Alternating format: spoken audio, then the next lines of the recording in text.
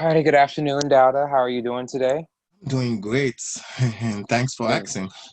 And thank you for participating in our Expanding Our Roots interview series. The purpose of this interview series is to give you an opportunity to share your story and to talk to the community about where you come from, the kind of work that you do, and how we can best support you. The first question I wanted to ask you is where you're from. I am from Sierra Leone, West Africa. What is Sierra Leone like? It has been terrible with plus with war and then also with the Ebola pandemic, and now we have the COVID-19. But if you take all those away, it's a country that is full with fun. We have beautiful beaches, and you can play with the sand and look clear, crystal clear, like you play with a white snow. Yeah, and the people are very friendly. We have little, but we have one another in that country. How long did you spend in Sierra Leone? From the time I was born till 1999 when I fled the war. Tell me about your experience going from Sierra Leone to America. Um, because I use the word flee, because when you leave, sometimes you plan your trip. But unfortunately for me, there is no time to plan. Woke up one morning, just like always, my normal routine. My mom escorted us to the shuttle to go to school, and that was the last day I physically saw my mom. And after school, I went to my dad's office as normal, where and then my younger sibling stays for after school activities. And then at my dad's office, and the rebels attacked. I lost my dad during that war, and my aunts is at a makeshift military hospital. And then my medical situation became worse, and I was airlifted to the Gambia, where I stay as a refugee. And I spent 9 years in a refugee camp. So when you ask my transition from Sierra Leone to the United States, Sierra Leone was plagued with the war, and I experienced the war. And then I had to stay in a refugee camp for 9 years. And as we all know, life in a refugee camp, it is it is not conducive for human dwelling. I think 20 by 40 square foot place, you can have close to 20 people share that space. 20 people share that as their living space. And your room in that big open space is about the size of a one twin bed. When you got a twin mattress, it's about the size of a one twin mattress. That is your room. There's no sense of privacy, dignity, and there's not even a designated restroom that you can use. I remember in the refugee camp, whenever I want to take a shower, majority of the people that live there with us also, they have to wait till night when the place is dark and no one can see you and go you take a shower. You want to do the number two and you go back right inside the bush and dig and let it there. And then what happens when it's raining during the raining season? All the physics that you left in the bush is coming back to the city and to the camp. So in as much as we already run from a war and now we are facing with another war of disease and all those bacteria. So when I hear about COVID-19 during this pandemic, it just makes me reflect back again about life in a refugee camp and how you see people are getting infected with of those contagious diseases. I first of all want to thank you for sharing that experience. I'm hoping that you didn't have to go too deep into a dark place to talk about it. I know that you're very vocal about your experience being a refugee and coming from Sierra Leone, but oftentimes when we have to go back to certain life experiences that we have, then it can be very difficult to do that.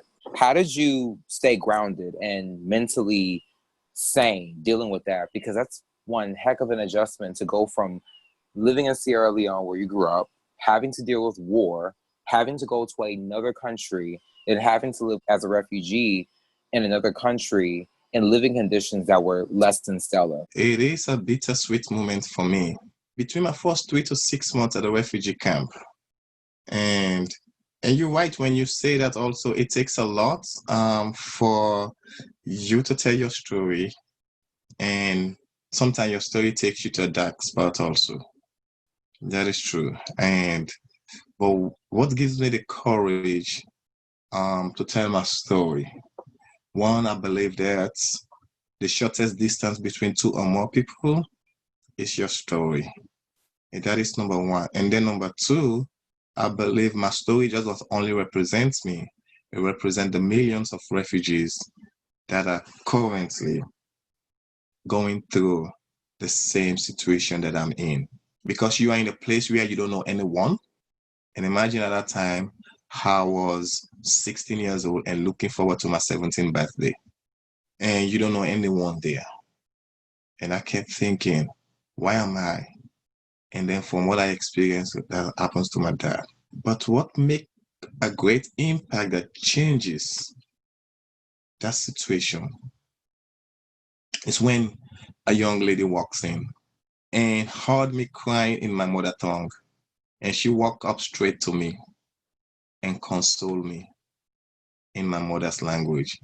And for about 3 months, if I could remember precisely, that's the first time I heard someone speaking the same language that I spoke while I was in the hospital. And I was shocked. And then I respond the same. And that young lady was there with her mom. She came with her mom when her mom was at the hospital also for doctor treatment. And that particular moment was like a psychological boost for me, because I have a family that adopted me that moment and that looked after me at that moment.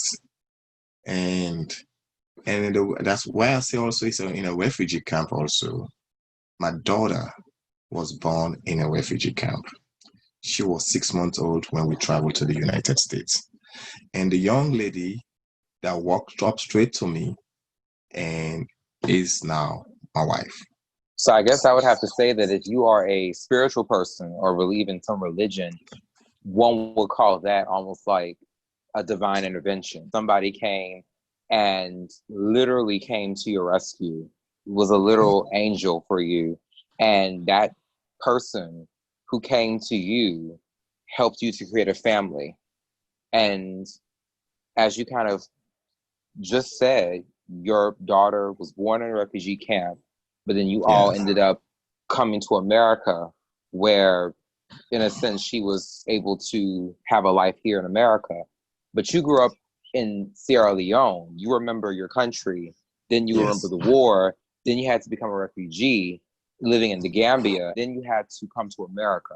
So what was that process like, coming to America from the Gambia as a refugee? Coming to the United States, and when you're in a refugee in the first place, you're in a camp, and with all those conditions that I mentioned, one word I will mention that keep us sane there, which is hope. You have a hope, because once you're in the refugee camp and then you see all these UNHCR symbols and officials and coming to interview you and talk to you, and now you are having hope that something good will come out of this. A good Samaritan will come, a country, a first world country will resettle you. And it took me 9 years in that process. We have to go through all the vetting process. There is no shortcut in the United States refugee resettlement. There is no shortcut. Each of the layers of interview and vetting process you have to go through, they're not gonna let you skip it regardless of your medical situation. Like I said, I was there with my medical situation, my leg and my hand, but because of my medical situation doesn't speed track the process. I have to stay there. I have to go through First, when you are in the camp, the home country will do their own background check on you. And then UNHCR will do their own. And after they're done, they send you to the United States, the CIA, the FBI. They all will do their own interview. But the good news is for every time you are called for an interview, which is the background check, for every time you are called in the office or your name is posted, and you always have that relieved, oh my God, I'm one step closer. And there is always a notice board outside, and that is the most popular spot at the refugee camp, because every morning you wake up in the morning and you go out there and look if there is a note for you. And then you will see others with their name posted on the board and with joy. And then you turn back and you see, because thousands of people in the camp, and then you turn back and you see others with a frowning face. That happened to me within the 9 years period. But finally, when I went through all and then I saw my name, I said, yes, and I'm coming here in the United States. And trust me, even though we have to go through orientation and to tell you about a little bit of life in the US, well, there is no orientation that will prepare you for life in America. After I spent 9 years in a refugee camp, and then my family and I resettled in the United States. And then once we got that news that, oh my God, finally, we are coming to the United States. First thing in mind, when we come in here, and I remember I had bought me a black jean, and that's what we're seeing on the news, like on the music, and you put on your pants, and your pants is down your waist. So I got that pant, and I put on my t-shirt, and then I put on the LL Cool J and hat on my head. So, but on a serious note, and the resettlement officer that is taking us to the airport, and let me know that he said, Dauda, you better rethink the way you dress. And I was thinking that, oh my God, you just want to spoil my joy this moment. Joy of travel. So, and it's a bittersweet. And then imagine, while I was in the refugee camp, I do advocate for better living conditions for the children and education also. And as I mentioned earlier about the dilapidating condition at the camp, while I advocate, so I end up have a family there, we build relationship, because we end up get a toilet, a designated toilet, and then we have school for the children while I was in the camp. And then the local government willing now to accept refugee children to attend into the local schools. So all of those things done by the work that I did over there with other refugees, we come together and advocate for that, which I led. So me coming to the United States and they know the news, and I was an household name, and turning back and see those other family, it shed tears. Because, and you can see them, some of them, their situation is very, very there, serious. And up till now, as I speak, majority of them are still in the refugee camp. Coming here for the first time with limited English, and then with a 6-month-old daughter, because my daughter was born in the camp, and 6-month-old daughter. It is tough adjusting to life here and raising a child. And I realized that the perception that I have back home about the United States, it changes. The first thing that we experience is the family orientation changes, because the refugee resettlement only take care of you for 4 months. The financial assistance you got it for 4 months. And now we have to work like every other American. And those are those menial jobs. My first job I started was like a dishwasher. And then my wife also. So in this case, we have 6-month-old child. I have to go to work and I come home, my wife go to work. So basically the family connection wasn't there, and it brought a bigger strain into my family. And it also sounds like as though you had to experience in America that you didn't realize existed? Because I grew up in America, and I also grew up living in this country and experiencing the culture and the society. But for a lot of people who are not in America, oftentimes their perception of America doesn't match up with the realities that so many people experience. What were some realities that you had to deal with in America that you felt you didn't have to deal with when you were, growing up in Sierra Leone or living in the refugee camp, hoping to get out of that situation? Thank you so much. That's a beautiful questions, and I want to thank you also the 821 project and for Speak Truth to Power and things that you stand for, which I appreciate you as a doing, and I also appreciate also the second chance at life this nation gave me, and because of that second chance, and that's why I'm here today with my family. Because who knows what will be my situations. Well, nonetheless, yes, after experiencing my suffering, and as I highlighted earlier, both at home and in a refugee camp, but I faced other post-resettlement challenges, such as learning a new language, dealing with discrimination and bullying. But what makes the most significant difference in overcoming all those challenges and in healing from my past trauma has been the welcome I received when I joined my new community, Baton Rouge. And I remember I told you that one thing that keeps us alive and strong in the refugee camp is hope. So we always view America as a beacon of hope, and I still do. But while I was in school, the bullying I experienced during my very first semester in college here in the United States does not reflect the compassion and welcoming this nation holds there. And what I experienced, and that is one of the reasons that put me into also in advocacy, forming this organization so that no other refugees or immigrant or no other person, regardless of your status, should go through that.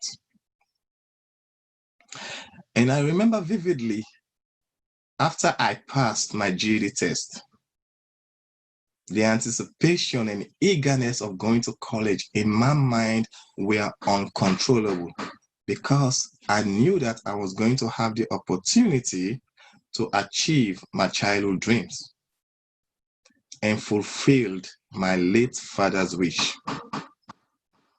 And I remember also always my dad expression with smile in his face and how he wants his children to get a college degree, especially the first one, because that's an opportunity my father didn't have, and he wants us to be the first college graduate. And at 16, before I dealt with all this, I wanted to become a gynecologist back home. And 16 years, everyone knows in America here, just imagine while you were 16, you have all those aspirations, you have all those good things in your mind that you wanted to do. And you're looking forward to finish high school and going to college. But that didn't happen. My whole life, that once been a happy life, living with our family. We don't have that many, but we have the family. Take an 180-degree turns. So here in the US, once I got my GED and I said, oh my gosh, I have the opportunity to get it. And the instant I actually gained that admission to college, I knew it wasn't just a college admission. I knew I was beginning the journey of being my family's first college graduate. And most importantly, honors my father's wish to make him proud in heaven. Because I always mention my father.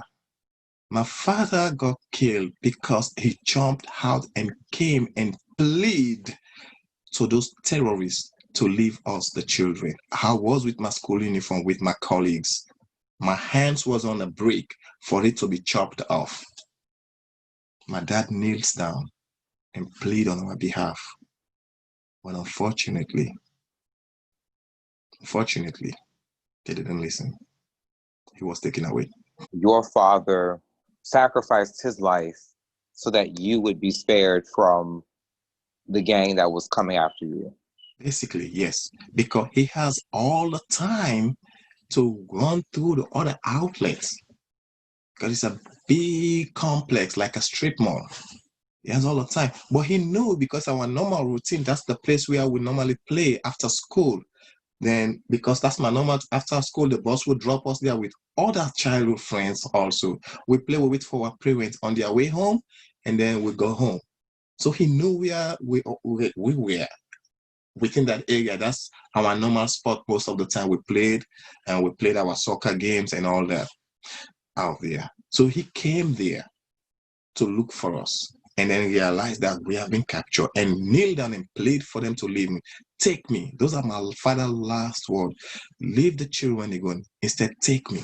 Those words still ring clearly in my mind.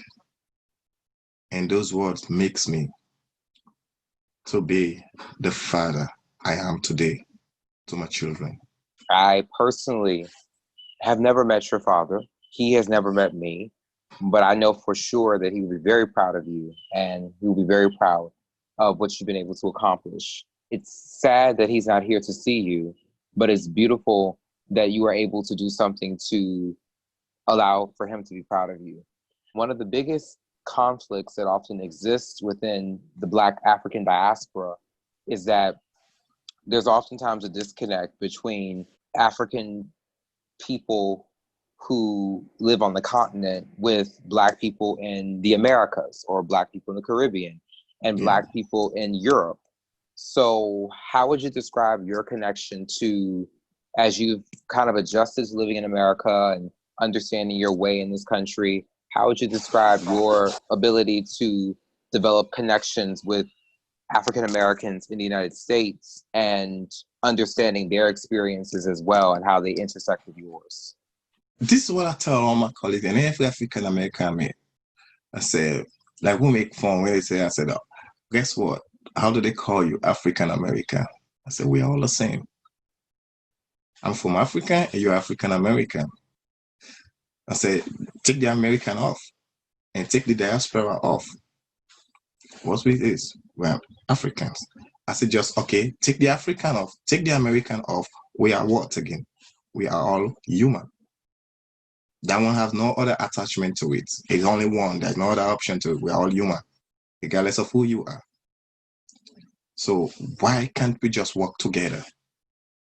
Why can't we just don't settle for less? I said, because when I come here, and I got that too, that, hey, we are here to take the jobs. I told one of my friends, I said, do you just settle for housekeeping job? That we're taking your job? A majority of the refugee, at that time I was an housekeeper, a custodian at LSU. I said, that is not a job for African American. That is just a United States job. It's not an African American job. I said, if that's the job that is attached to Africans, I said, then means we are settled for less.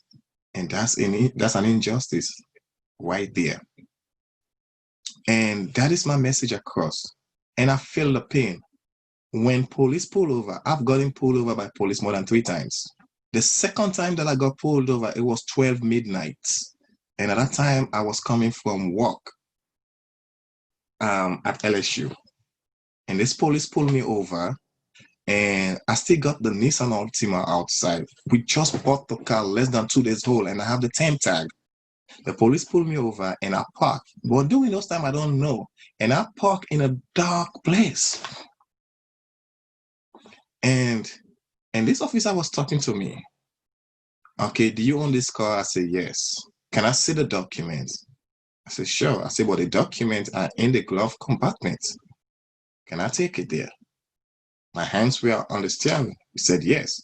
And I pushed my hand to the glove compartment before you think, and I have a document there.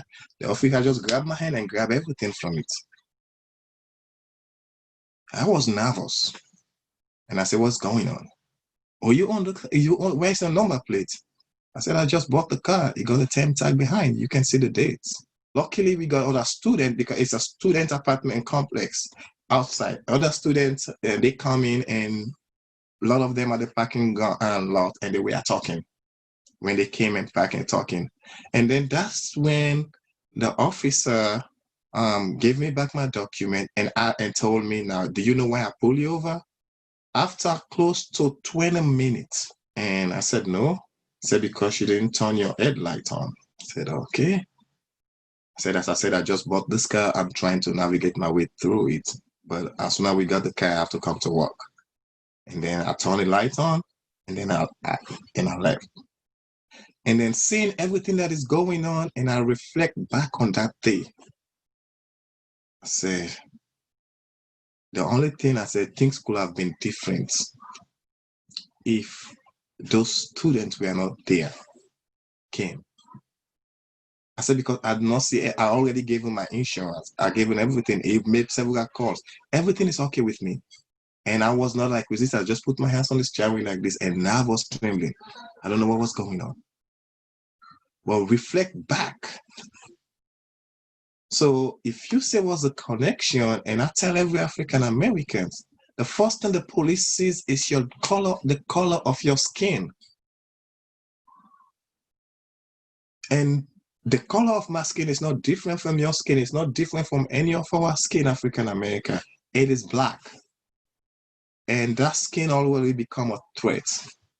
I say now one step forward to us, and I have an accent when I speak, and I'm not from here, and it make it even worse. So reflecting back on all of this, and I know you asked an earlier question, if that's a surprise to me. Yes, everything that is going on, it was a surprise. To say that racism, it is big in America and that we are seeing today, that is not the America I pictured before coming to the United States. But, and I say this without seriousness, and I know that for sure, now that I'm in the US, and I believe that for sure that whatever we're seeing now doesn't represent the majority of this nation. There are only few bad actors there. And the reason why I say this, when I experienced bullying and racism at college, my very first semester, guess who?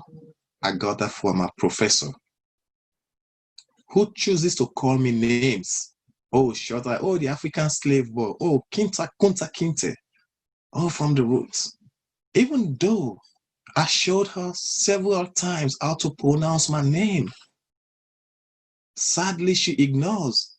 And when I was listening, I know mine didn't take my life away, but when I was listening to George Floyd, I can't breathe. And that officer ignored to listen. That takes me back. Even though I said, okay, Dauda, if you can pronounce Dauda, Dauda means David. Call me David. And I believe David won't be difficult to pronounce, but she ignores.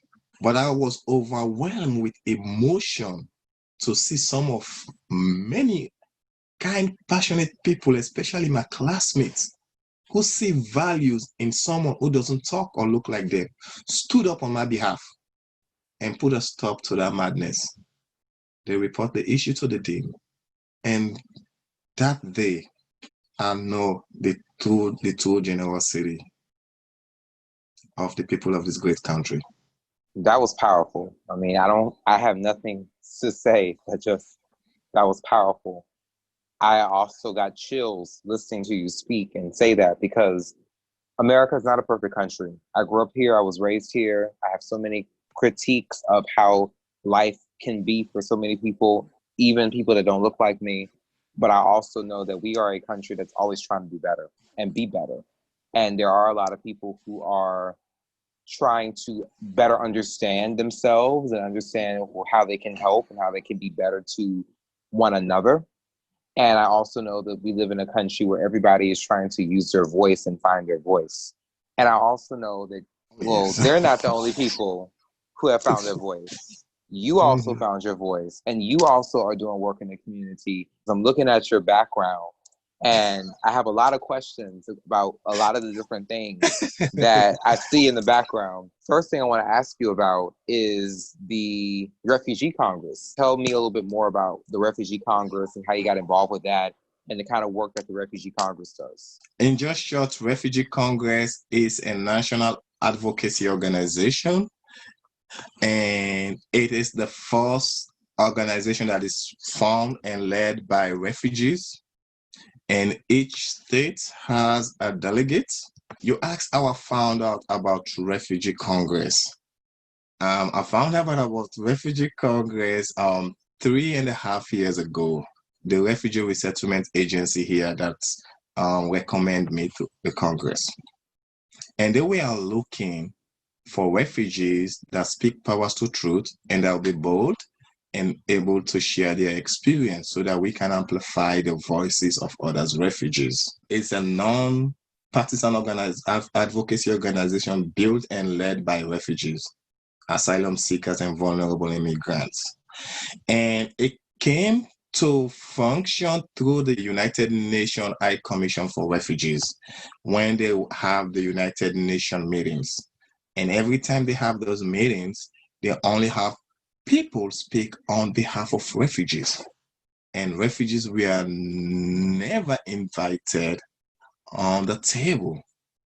So it was one day they invite refugee leaders to one of the United Nations convening, and then they realized that they got more about the issues than they've been getting. And then that's where the idea comes that, okay, we need to have a centralized refugee-led organization. And our mission is to promote the well-being, integration, and dignity of all vulnerable migrants, refugees, and asylum seekers. I started as a delegate, and today I am the vice chair of the board of directors of Refugee Congress. And now I am bringing my experience and the platform that I have, bring that in Louisiana and see how we can promote a more diverse, inclusive, and welcoming environment for all of us. Your story is almost spiritual in a sense. It's like you've come such a long way, you know, from that refugee camp to America, and now you're trying to find a way to make a difference for people who are in your position and who were in your position. I see Louisiana Organization for Refugees and Immigrants. So tell me about the kind of work that Lori does and the kind of work that you all do in the community. Lori involved when I got chosen as a delegate in Louisiana, and then I realized that, okay, there is a disconnect right now. We don't have any refugee-led organization in our states. Then that's where Lori comes. That was in our mind. What are we gonna do? Why are we not gonna use the model that Refugee Congress already does? Why can't we just use that locally? So what I did, I started meeting with other community leaders. And we started with members from 9 different countries, and now we have expanded to 27 members and 27 countries represented. The mission is very simple. We want to assist refugees and immigrants throughout their various stages of integration into the United States.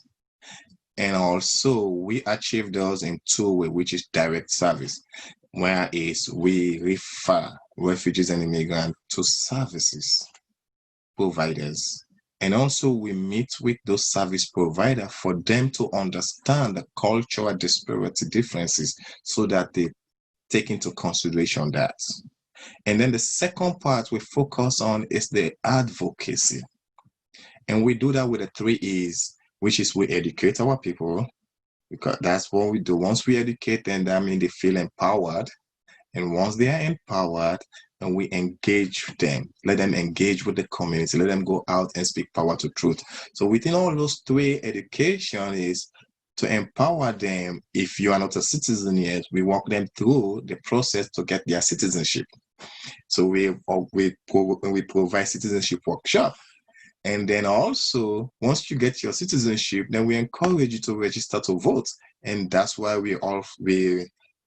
part of our program is voter sensitizations. Then we want you to be a change agent network. Once we help you find your feet and you've become independent, then we encourage you also to give back to the community, become a change agent network. Help other refugees and immigrants that are new here and how to navigate the system. That's one way. And now then once we focus with the community, we engage the community, and then we focus our attention to our elected officials, because they are the one that makes policies that directly impact the refugee community. We want to promote equality and a just environment for everyone. What have been some of your biggest successes so far with working with Lori?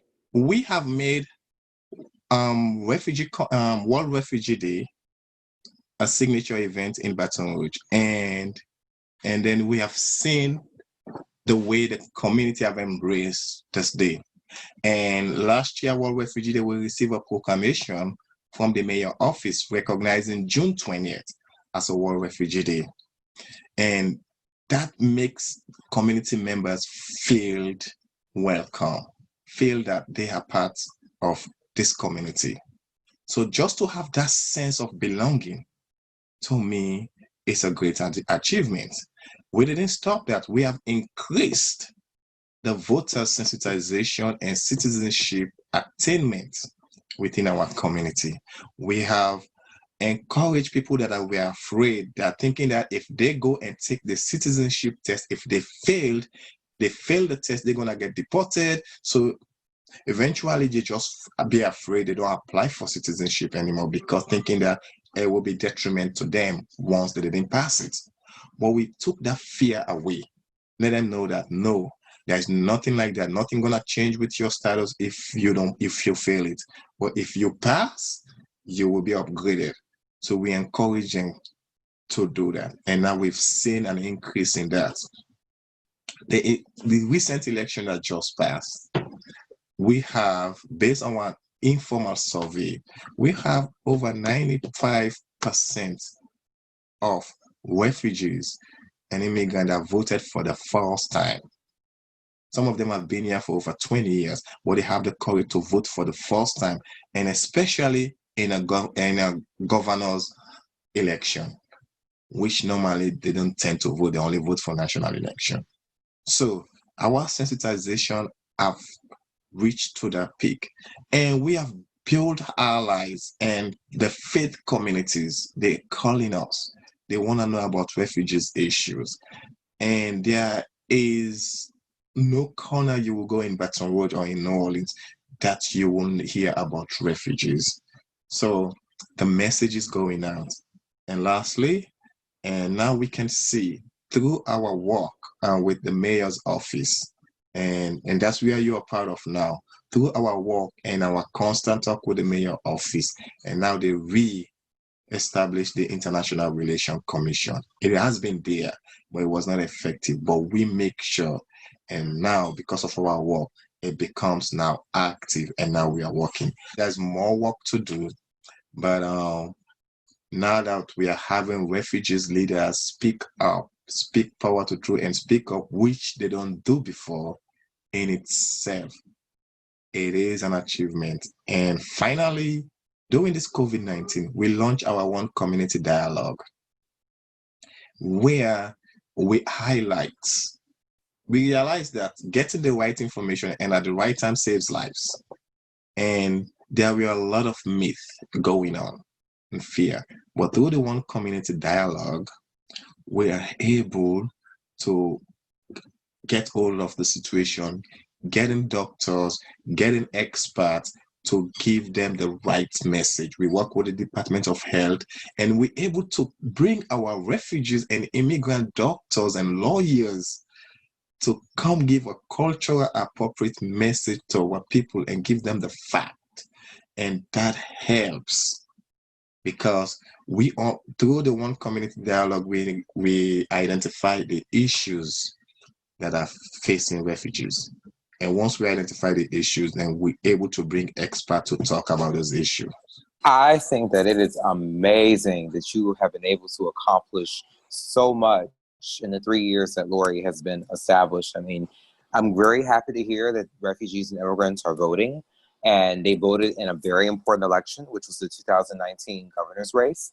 I'm very happy to hear that the mayor is behind this, and you all were instrumental in helping to reestablish the IRC, which I'm also a member of. So we're partners in that. You all have been able to truly provide resources to the community that allow for refugees and immigrants to feel a sense of connection and support. However, there is a lot of negativity and there are a lot of challenges associated with being a refugee and with being an immigrant. What are some challenges that you feel like you've had to face, if any, while doing this work with Lori, or even just educating people about the refugee experience? The community will already be faced with fear, enormous fear.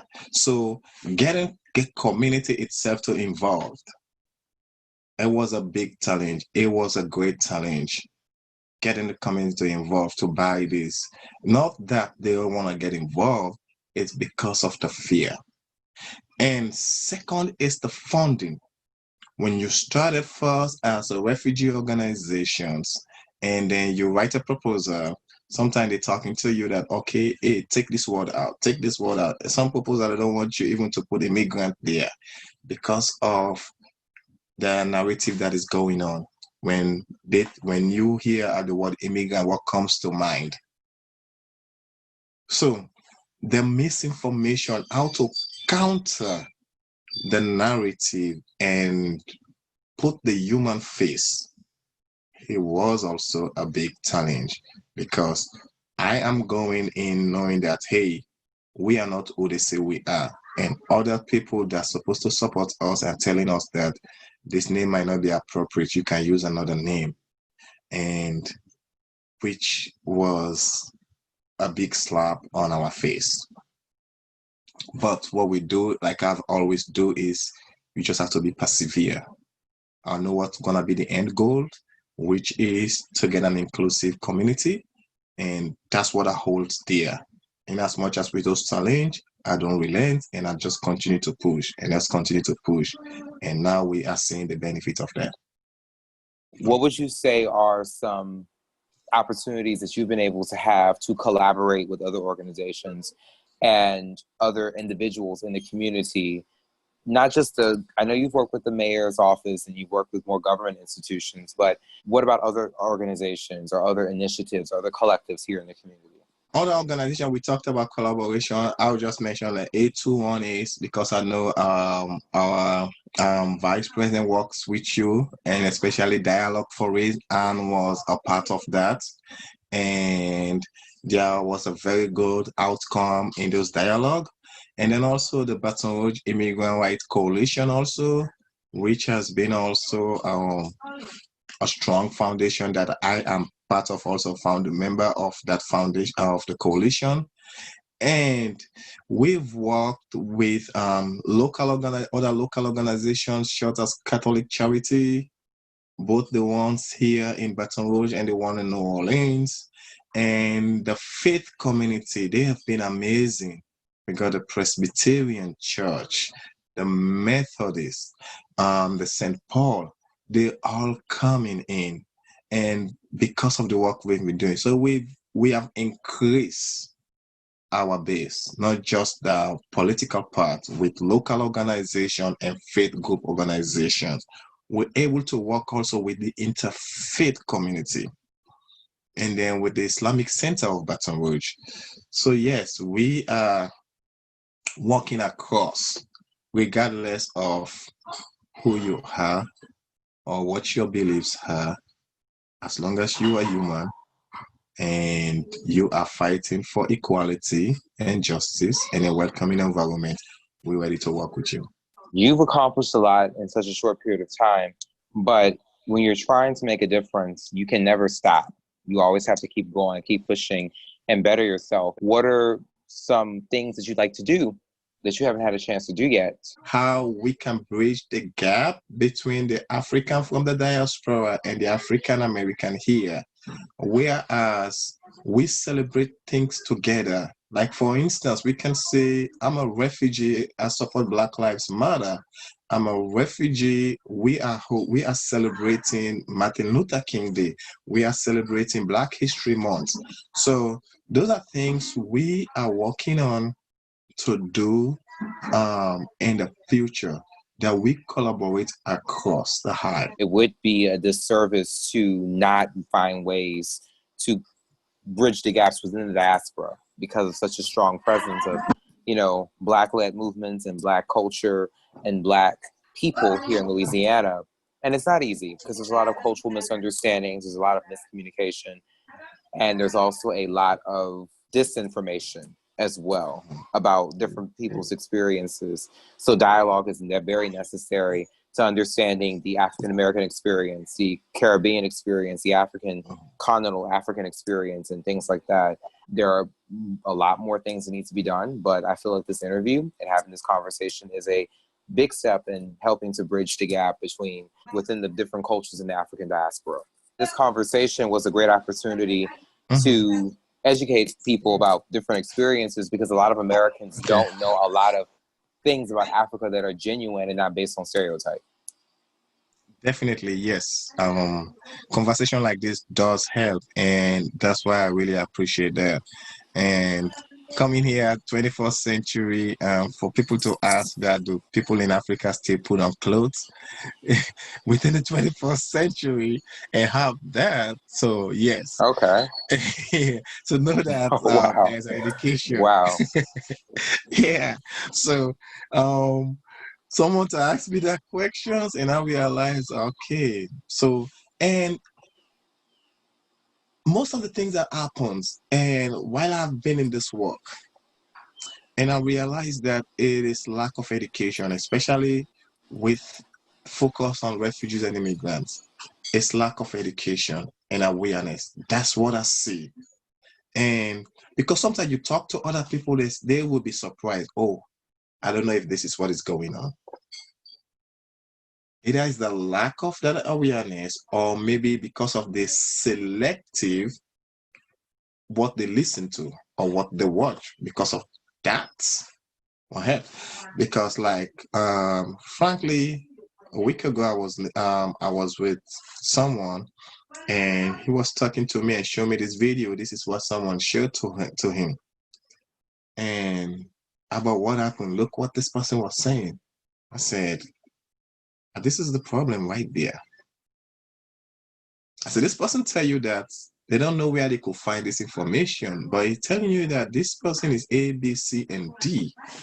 Now, why can't you just leave that person and go get the fact instead of you get this misinformation? Go get the fact. I said, because from what I'm seeing on the news, everything that is coming out from that mouth, that's not reality. So that is the thing. I just want to say it's an ignorance, or maybe people just choose to do that. But most of the people that we've talked to, that I've reached out to, that we educate, and as I told you, we've seen the shift and the changes. People are calling me, they want to adopt a refugee family. Which way they can help a refugee family? Because people are now, for the first time, listening to refugee story. Put a human face to their story. They are listening to refugee story, knowing what they go through. And some people cannot fathom seeing themselves going through that. And now they are extending an hands to help. So, and whatever I do, that's where my focus is. And I'm just focusing on the positive side and be optimistic of what I do. And that's what keeps me going also. Well, we've discussed a lot during this interview. I also feel like I just need to say your storytelling ability is off the chain, 5 stars. It's amazing. There's always something that we may want to share that a question may not give us an opportunity to do so, what is one thing that you would like to share with the community about yourself, about your work, about anything in general that you haven't had a chance to share during the course of this interview? I just want to let the community, whoever going to be listening, know that the refugees in this country, and especially in the states, we are law-abiding people, and we appreciate the second chance at life this nation gave us, and to rebuild our lives, and especially me also rebuild my life and able to get my college degree here. And the time I got it, I was the first in my family. So yes, I do appreciate that. And I just want to let other people know that if you listen to my story or any other story of the refugees, or currently what is going on, and you think and you feel compassion, I just urge you to turn your compassion into action and call out your state representative that's passing the law to support the refugee program or to make laws that are welcoming. Call the state representative and then engage with the community. If you see a refugee, ask and talk to the refugees. There's so much you will learn about them instead of getting the news somewhere else. And then support organizations that are standing for injustice, and support organizations that support refugees, that promote welcoming, that promote equality, and that promote a just environment for all. I believe that your story is the American story. I don't think you need me to tell you, but I consider you to be American. You are a part of this family. You are a part of this country. Don't let anybody else tell you different, because your story is the American story. It's the story of us navigating a lot of circumstances that are not fair, that are unjust, and still being able to find our voice in the midst of all of this and have a better life and create a better life for people in the present and in the future. And I feel like that's very important to acknowledge about your story and your experiences. And Dauda, I just would like to thank you so much for sharing your story and being so authentic and being so genuine. I hope that you will continue to do the work that you do, even in the midst of a global pandemic. And I hope that you will have tenfold amounts of success in helping to rebuild the lives of refugees and immigrants who come to this community and come to this country. And I wish all the same for you also. And thank you for all those words of encouragement and prayer. And keep also the good work that you're doing. And I want to thank the 821 also for creating this platform so that we're able to amplify the voices of refugees. And as I said earlier, my story is just my story, but it's not just my story. It represents the thousands and millions of refugees out there. And you're very welcome. And we want to make sure that this does exactly what you want it to do. Amplify your story, which is the story of so many other people, and make sure that more people hear it so they know that even if a human being may not look like you or come from the same background as you or have the same experiences as you, they're still human.